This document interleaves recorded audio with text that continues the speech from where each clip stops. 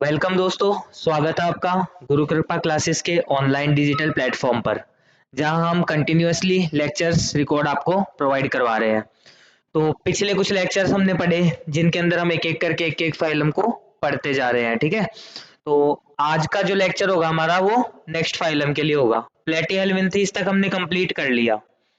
प्लेटिहेल्मिन्थीज वाला जो लेक्चर है वो हमने दो पार्ट में किया है। ठीक है, जिसको 4A और 4B नाम दिया था अपन ने, क्योंकि एक के अंदर तो अपन ने उसके लक्षण बताए थे और दूसरे के अंदर अपन ने बताया था ना कि उसका जो एग्जाम्पल्स है, तो एक एक एग्जाम्पल्स को अपन ने डिटेल में स्टडी किया था, उसके कितने होस्ट होते हैं, कितने क्या है। ठीक है, तो आज की क्लास में हम लेक्चर लेंगे एसके हेल्मिन्थीज संघ का।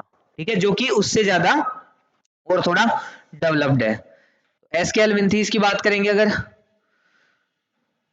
प्रोग्राम ये क्या दिक्कत हो गई। तो एसके हेल्मिन्थीज की बात करेंगे हम, तो उसके अंदर ना कुछ करेक्टरिस्टिक्स होंगे, जैसे कि प्लेटिहेल्मिन्थीज को हम बोल रहे थे चपटे कृमि। क्यों? क्योंकि वो सतह से कैसे थे? चपटे।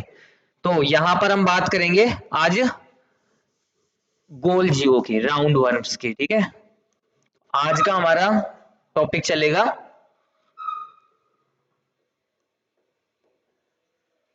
एसके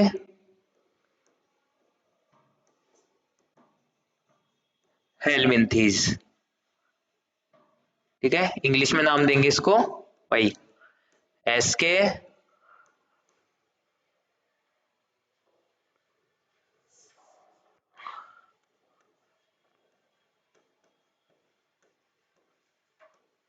हेल्मिन्थीज। ठीक है, तो इसके अंदर भी क्या है ना, प्लेटी हेल्मिन्थीज, एसके हेल्मिन्थीज, तो इसमें भी आएंगे वर्म्स। तो सामान्यतः इनको बोला जाता है राउंड वर्म, गोल कृमि। अच्छा, गोल कृमि क्यों बोलेंगे? क्योंकि ना इनका जो सेक्शन होता है ना, इनको काटा जाता है किसमें? क्रॉस सेक्शन में। तो क्रॉस सेक्शन में काटने पर, या कह सकते हो अनुप्रस्थ रूप से काटने पर, ठीक है, ये कैसे दिखेंगे? सर्कुलर। क्रॉस सेक्शन में काटने पर ये दिखते हैं सर्कुलर, इसलिए इनको बोला जाता है गोल कृमि, राउंड वर्म। तो देखो, उसके बाद में अपन बात करते हैं कि इनको और क्या बोला जाता है। तो इनको बोला जाता है थ्रेड वर्म, क्योंकि क्या होता है ना कि लंबे होते हैं धागे की तरीके के, तो इनको बोला जाता है और थ्रेड वर्म। तो इनको बोला जाता है एक तो राउंड वर्म और एक थ्रेड वर्म। फिर उसके बाद में बात करते हैं इनके आवास के बारे में। तो देखो, आवास के बारे में अगर अपन बात करेंगे, तो आवास के अंदर ये सभी जगह पाए जाएंगे लगभग। ठीक है, लगभग सभी जगह पाए जाएंगे, तो एवरीवेयर।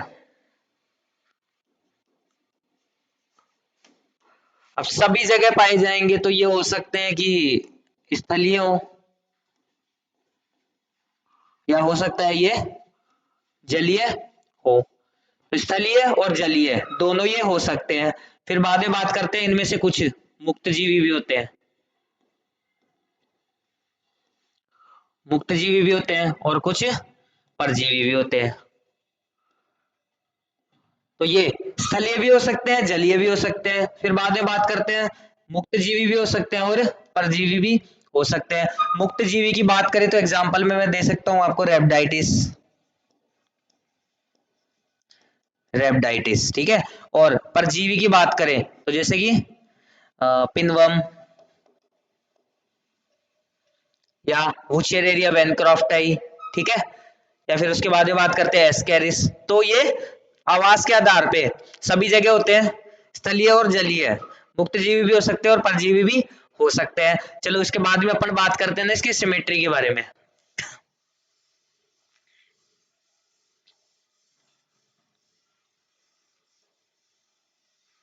अब अपन इसकी सम्मिति के बारे में बात करते हैं, और सम्मिति से बात करने से पहले ना एक बार अपन देख लेते हैं इनकी आकार आकृति देख लेते हैं। ठीक है, जैसे कि आकृति देखें अपन इनकी, तो ये लंबे होते हैं और बेलनाकार होते हैं। ठीक है, लंबे और बेलनाकार। ठीक है, ये इनकी नॉर्मल अपन ने आकार आकृति देख ली। अब बात करते हैं इनके कुछ विशिष्ट लक्षणों का। तो उसमें अपन पहले बात करेंगे सममिति। सममिति सममिति होते हैं ये द्विपार्श्व सममित। द्विपार्श्व सममित। द्विपार्श्व सममित क्या होता है, इसके लिए पिछले लेक्चर में अपन ने बताया, पूरी डिटेल्ड क्लास ली थी अपन ने, ठीक है, इंट्रोडक्टरी जो क्लास थी अपनी।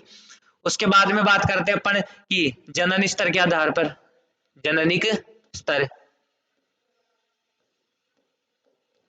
जर्मिनेशन लेयर, तो उसके आधार पर होंगे त्रिस्तरीय, ट्रिप्लोब्लास्टिक।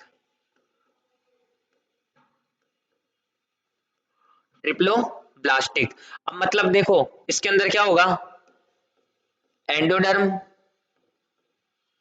प्लस मेसोडर्म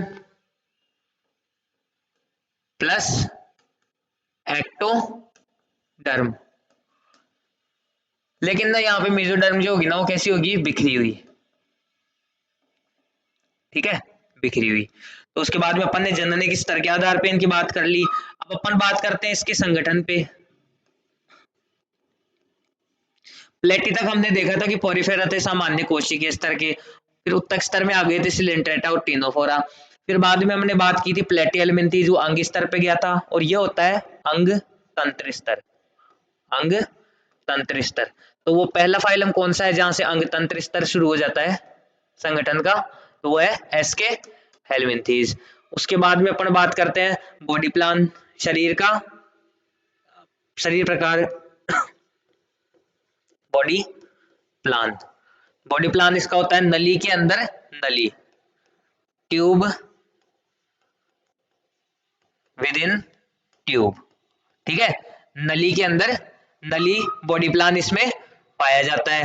तो देखो नली के अंदर नली बॉडी प्लान पाया जाएगा, मतलब डाइजेस्टिव सिस्टम जो होगा वो की कंप्लीट होगा, ठीक है, पूर्ण पाचन होगा। तो इसमें अपन बात कर सकते हैं कि पाचन कैसा होगा, पूर्ण पाचन, ठीक है। फिर बाद में अपन बात कर लेते हैं इसके बॉडी की। इसकी बॉडी की जो वाल होती है ना उसमें 3 आवरण पाए जाते हैं, बॉडी वाल। इसके बॉडी वाल की बात करेंगे, 3 आवरण पाए जाएंगे, कौन कौन सा, सबसे बाहर क्यूटिकल, ठीक है, लिविंग होता है, और बाहर के जो इनको खाने वाले कुछ जंतु होते हैं जो इनको नष्ट कर सकते हैं, मार सकते हैं, उनसे इसकी रक्षा करता है। दूसरा आवरण होता है एपिडर्मिस, बाह्य त्वचा, ठीक है, और तीसरा जो होता है वो मस्कुलर पार्ट होता है, इसकी मस्कुलर लेयर होती है, मांसपेशीय परत, मसल लेयर,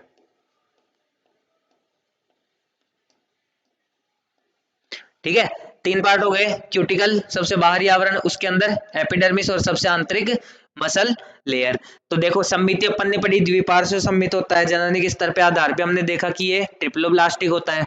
और उसके बाद संगठन देख लिया अपन ने, अंग तंत्र स्तर का बॉडी प्लान है, ट्यूब विद इन ट्यूब, मतलब पाचन कैसा होगा इसमें, पूर्ण पाचन। पूर्ण होने के बाद में अपन बात करते हैं इसकी बॉडी वाल की। तो बॉडी वाल में 3 लेयर होती है, एक तो क्यूटिकल, एक एपिडर्मिस और एक मसल लेयर। चलो इसके बाद में अपन बात करते हैं इनके सीलोम के आधार पे, गुहा के आधार पर।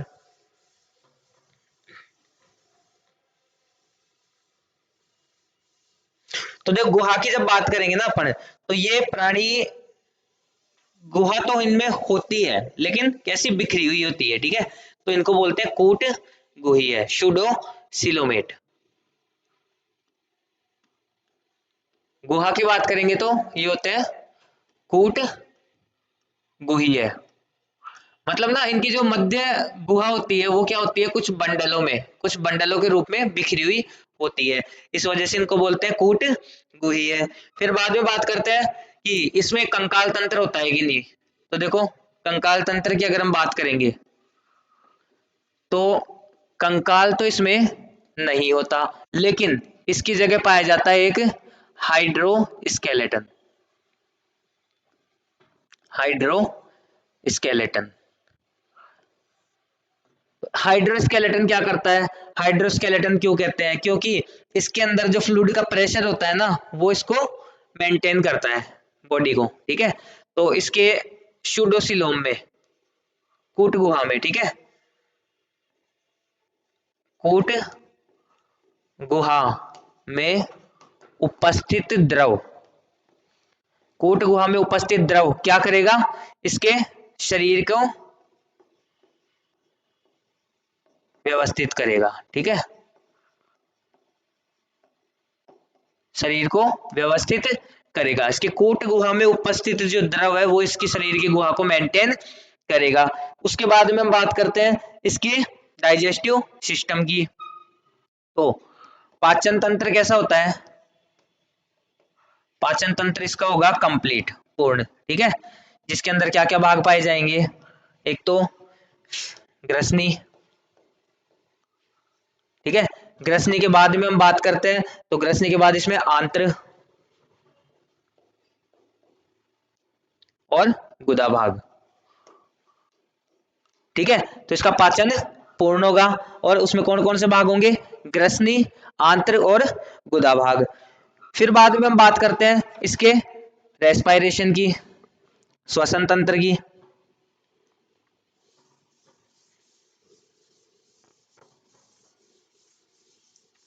देखो श्वसन जो होता है ना इसके अंदर, वो इसकी सामान्य सतह से होगा।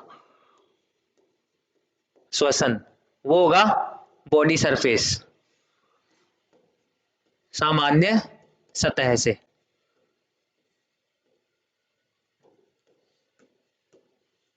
ठीक है, वो होगा सामान्य सतह से। श्वसन के बाद में अगर हम बात करते हैं इसके अंदर, तो होता है एक्सक्रेटरी सिस्टम, उत्सर्जन तंत्र। तो उत्सर्जन जो होता है ना,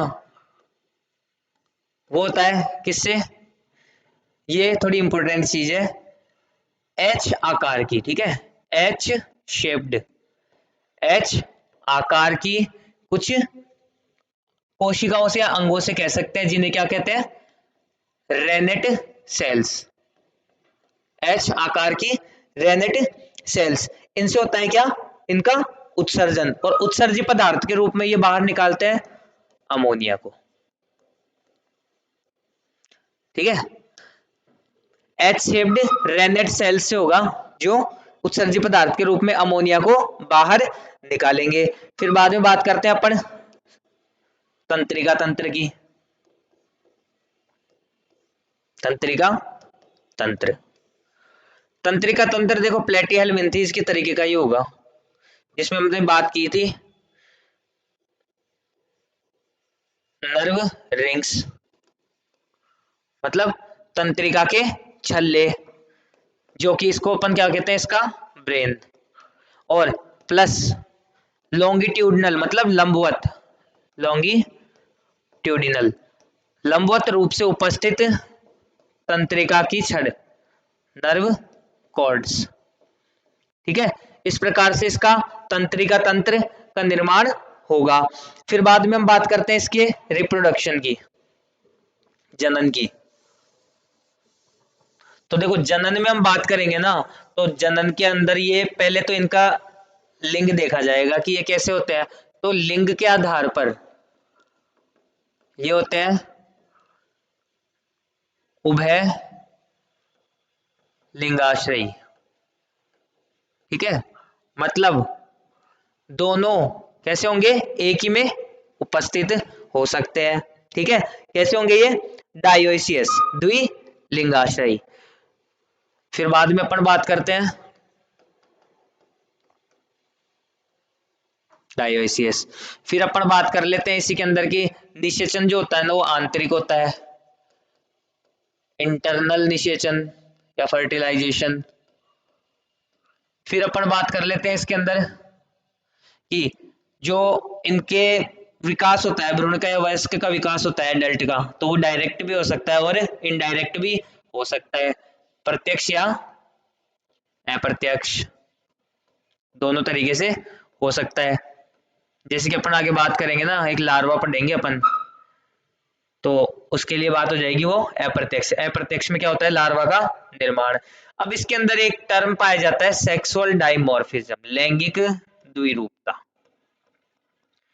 लैंगिक द्विरूपता, ठीक है, लैंगिक द्विरूपता का क्या मतलब है, तो देखो अपन देखेंगे लैंगिक द्विरूपता को दो भागों में देखेंगे अपन। एक तो पढ़ लेते हैं क्या, मेल में, और एक पढ़ेंगे फीमेल में। ये लैंगिक द्विरूपता अपन देखेंगे किसमें, एस्केरिस में, जो कि इस संघ का एक प्राणी है, एस्केरिस। एस्केरिस में पढ़ेंगे मेल और फीमेल के अंदर। तो मेल के अंदर तो क्या होता है ना कि मेल जो होता है वो एक तो छोटा होता है मादा से, ठीक है, और इसका जो अंतिम भाग होता है, अंतिम भाग वो कैसा होता है, राउंड होता है, ठीक है, अंतिम भाग राउंड, घुमा हुआ होता है अंतिम भाग, ठीक है। एक तो मेल से छोटा होगा, फीमेल से छोटा होगा, और अंतिम भाग क्या होगा, राउंड होगा, कर्व्ड होगा, ठीक है। और इसके अंदर क्या पाया जाएगा, क्लोए का अवस्कर द्वार, अवस्कर द्वार। क्यों, क्योंकि इसके अंदर जो होगा इसका कौन, जेनाइटल ट्रैक्ट, ठीक है, मतलब कि इसकी जेनाइटल ट्रैक्ट मतलब जो जनन से संबंधित नाल है वो इसके आहार नाल से मिल जाएगी आखिरी में जाकर के, और मिलकर के बनाएगी अवस्कर द्वार, ठीक है। लेकिन वही बात करें अगर अपन फीमेल की, तो फीमेल क्या होती है, बड़ी होती है नर से, और इसका अंतिम पार्ट क्या होता है, एकदम सीधा, कर्व उसमें नहीं होता है, और इसके अंदर क्लोए का, क्लोए का, ठीक है, अवस्कर द्वार, अवस्कर द्वार क्या होता है, नहीं होता है, ठीक है। तो इसके अंदर क्या होगा, अवस्कर द्वार नहीं पाया जाएगा। लैंगिक द्विरूपता दर्शाते हैं ये, मेल क्या होगी, फीमेल से, मेल होगा फीमेल से छोटा, अंतिम भाग इसका घुमा हुआ होगा, और अवस्कर द्वार इसमें उपस्थित होगा। फीमेल क्या होगी, बड़ी होगी, सीधी होगी अंतिम भाग से, और क्लोए का अवस्कर द्वार इसमें अनुपस्थित होगा। जैसे कि हम डायग्राम के अकॉर्डिंग देख लेते हैं, तो ये अपन देख लेते हैं,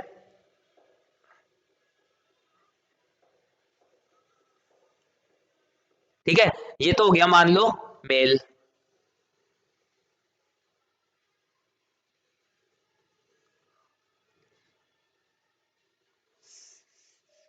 ठीक है, और ये हो गई क्या, फीमेल। तो देखो फीमेल क्या है, इससे बड़ी है, ठीक है, ये है मेल, और ये फीमेल, फीमेल मेल से बड़ी है, और अंतिम भाग फीमेल का सीधा है लेकिन मेल का मुड़ा हुआ है, ठीक है। और इसके अंदर पाया जाता है क्लोए का अवस्कर द्वार, जबकि इसमें अवस्कर द्वार नहीं पाया जाता। तो ये हमने बात कर ली प्लेटियल एस के हेलमिंथी संघ के प्राणियों के लक्षणों की।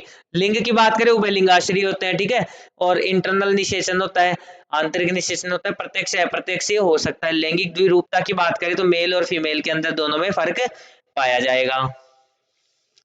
लैंगिक द्विरूपता को इंग्लिश में बोला जाता है सेक्सुअल डायमॉर्फिज्म, ठीक है। अब अपन बात करेंगे हमेशा की तरह लास्ट में जाकर के इसके कुछ एग्जांपल्स की। अब अपन लास्ट के अंदर इसमें बात करेंगे एग्जांपल्स, उदाहरण। उदाहरण में सबसे पहले अपन देखेंगे, उदाहरण में कौन सा, एस्केरिस,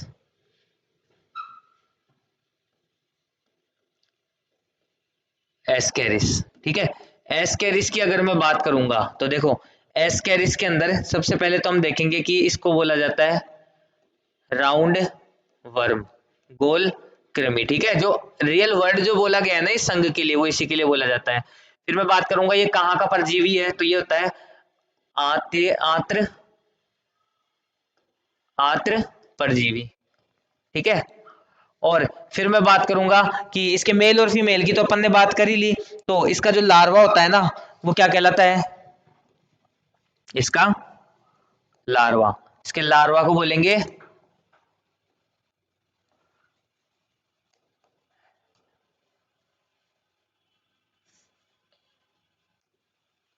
रैबिडिटी फॉर्म, ठीक है, इसके लार्वा को बोलेंगे रैबिडिटी फॉर्म लार्वा। और इससे होने वाला डिजीज रोग होगा एस्कैरियोसिस, एस्कैरियोसिस, ठीक है। एस्केरिस के बारे में बात करेंगे, राउंड वर्म होता है, ये आंत का परजीवी होता है, और लार्वा इसका होता है रैबिडिटी फॉर्म, और रोग होता है इसका एस्केरियोसिस, ठीक है। इसके अलावा अपन ने ये सेक्सुअल डायमॉर्फिज्म की इसमें बात कर ली थी, तो अपन अगला देखेंगे अब अपने एग्जाम्पल दूसरा।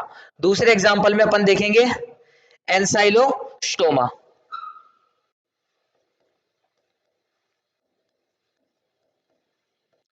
एंसाइलोस्टोमा। एंसाइलोस्टोमा की अगर बात करेंगे तो एंसाइलोस्टोमा जो होता है ये किस में पाया जाता है? छोटी आंत के अंदर, ठीक है। और इसको बोला जाता है हुकवर्म। हुक वर्म, क्योंकि इसकी आकृति जो होती है ना एक हुक के समान होती है। और ये भी किसका परजीवी है? छोटी आंत का परजीवी, ठीक है, छोटी आंत परजीवी। ये अपन ने बात की है दो, एक तो एंसाइलोस्टोमा और एक एस्केरिस। फिर बाद में अपन बात कर लेते हैं तीसरी, वुचेरेरिया। इसका तो नाम सुना होगा आप लोगों ने, वुचेरेरिया वैनक्राफ्टाई, ठीक है, हाथी पांव रोग। इसी के कारण होता है, जिसमें पैर और जननांग जो होते हैं एकदम हाथी के पैर की तरह बड़े बड़े हो जाते हैं, ठीक है। तीसरी अपन बात करते हैं क्या?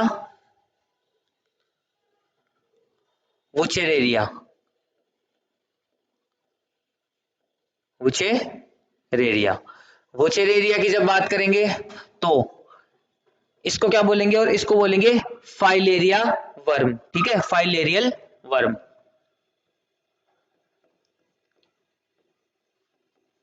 Filarial worm. और ये होता है ना जरायुज, होता है जरायुज, बच्चे पैदा करता है, ठीक है, अंडे नहीं देता है, जरायुज था।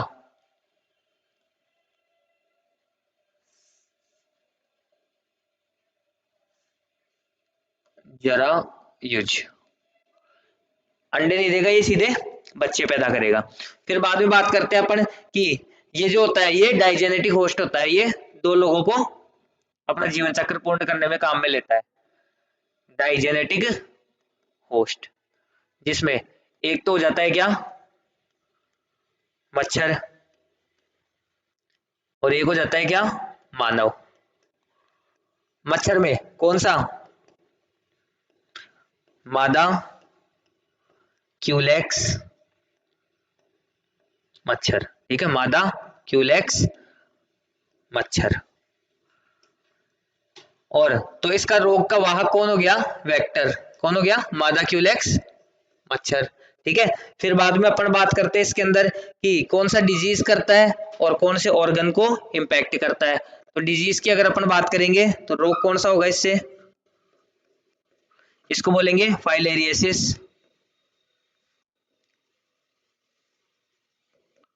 या फिर बोलेंगे एलिफेंटिएसिस,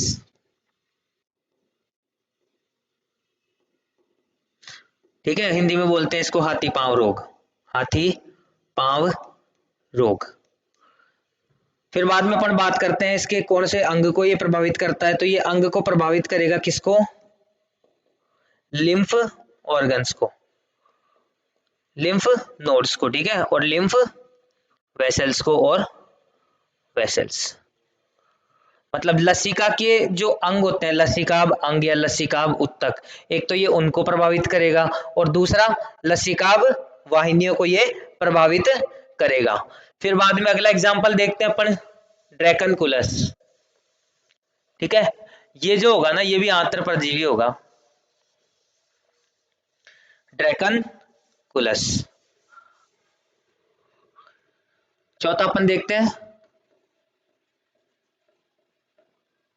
ड्रैकनकुलस। ये वुचेरेरिया वाला जो था ना वो इंपॉर्टेंट है, ठीक है, एस्केरिस और वुचेरेरिया। ड्रैकनकुलस की बात करते हैं तो ये क्या होता है? इसको बोलते हैं गिनी वर्म,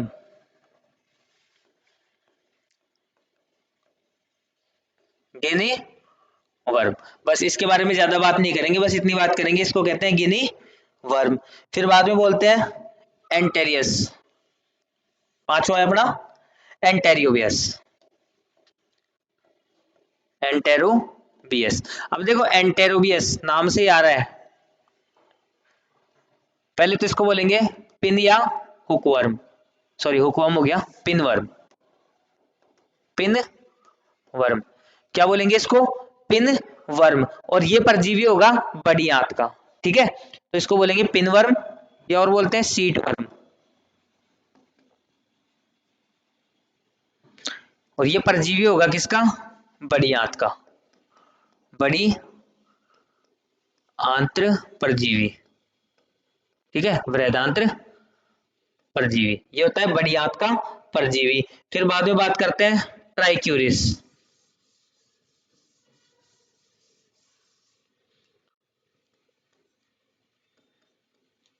ट्राइक्यूरिस, ठीक है, ट्राइक्यूरिस की बात करेंगे तो इसको बोला जाता है विपवर्म, विप वर्म।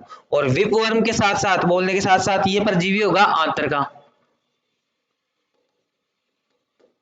आंत्र परजीवी,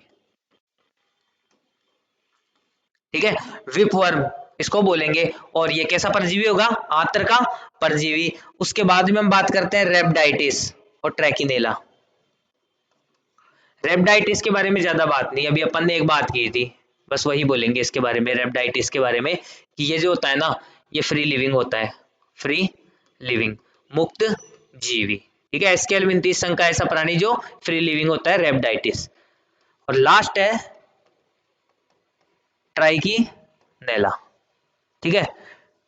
ट्राइकीनेला के बारे में अगर मैं बात करूं आपसे, तो ट्राइकीनेला जो होता है ना, ये क्या करता है, इंटेस्टाइन में इन्फेक्शन कर देता है, आंत्र में, आंत्र में क्या कर देगा, इन्फेक्शन कर देगा, ठीक है, संक्रमण कर देगा, जिस कारण से पेट दर्द जैसी समस्याएं उत्पन्न होंगी। तो हमने कुछ एग्जांपल्स देखे, जैसे कि एस्केरिस एंसाइलोस्टोमा, उसके बाद में अपन ने देख लिया ड्रैकनकुलस, फिर अपन ने देखा था वोचेरेरिया, ट्राइक्यूरिस, रेबडाइटिस, ट्राइकिनेला, ठीक है। ये कुछ एग्जांपल्स थे इस संघ के प्राणियों के, जिसमें एस्केरिस और वोचेरेरिया काफी इंपॉर्टेंट है, ठीक है, क्योंकि वोचेरेरिया में डाइजेनेटिक होस्ट होता है और सेक्सुअल डायमॉर्फिज्म पाई जाती है एस्केरिस के अंदर।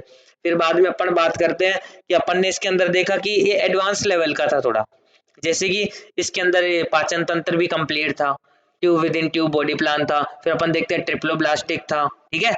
तो इस तरह से हमने देख लिए पोरिफेरा, टीनोफोरा सिलेंट्रेटा, प्लेटिहेलमिंथीज और एस्केलमिंथीज, 5 फाइलम हमने पढ़ लिए। अब आगे की क्लास में हम पढ़ेंगे इससे जस्ट आगे वाला, जो कि इससे भी ज्यादा एडवांस होगा, ठीक है, एनेलिडा।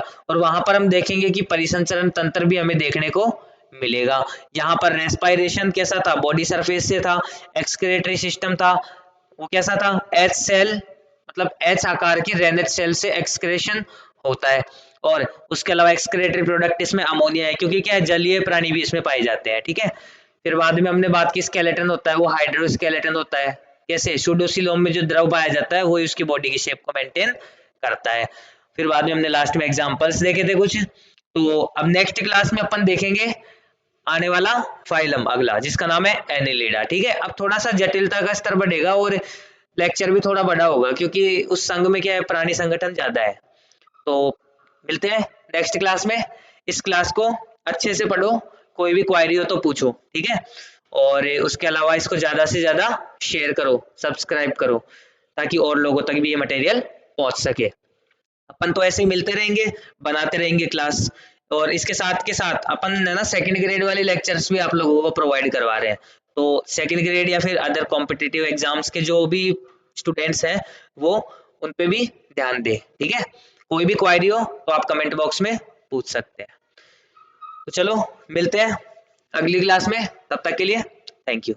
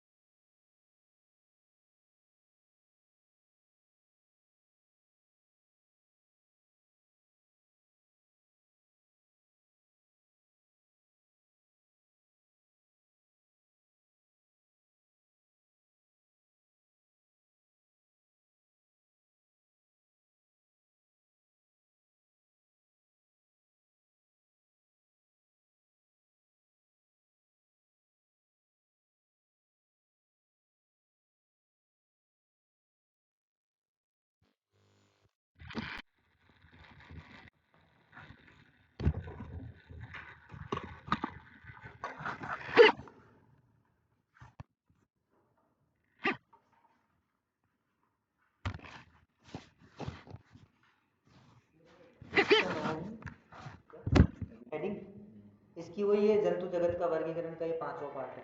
33 मिनट पे। हाँ ये छोटा ही बना